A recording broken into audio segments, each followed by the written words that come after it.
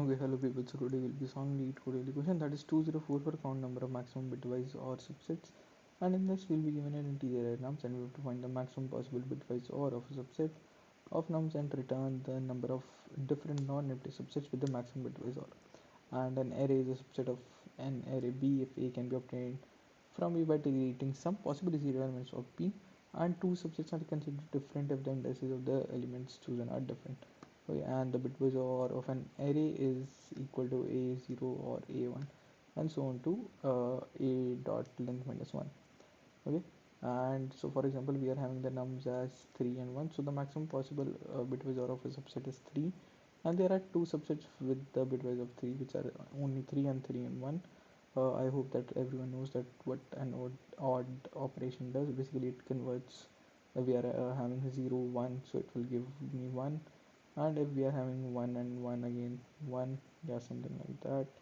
Yeah, basically we need to have at least 1 1 in either of the two bits.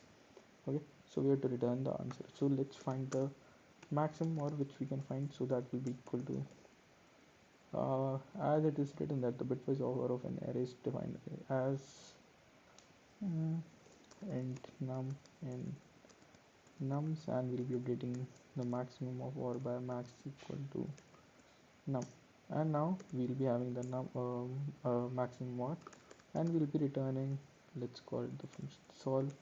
In this we'll be passing nums, the starting index, my current, or let's say it's initially 0 only, and my maximum or which I found. And then I'll be writing a function that's private int solve. In this I'll be passing on the nums array, starting index, basically index, my current or value, and the maximum or value which I have found. Then recursive call, I'll be checking that if index is equal to nums dot length, I'll be returning that if my maximum, oh, let's just write it and test my operator, return if my current or value is equal to the maximum or value. In that case this is a valid sequence, so I'll be returning 1, else I'll be returning a 0, and then I'll be using simply pick not pick approach. So if I not pick, I'll be just calling the solve function again with nums index plus 1, or value will not change and the max will never change. And then let's have a pick, so that will be equal to solve with nums comma index plus 1.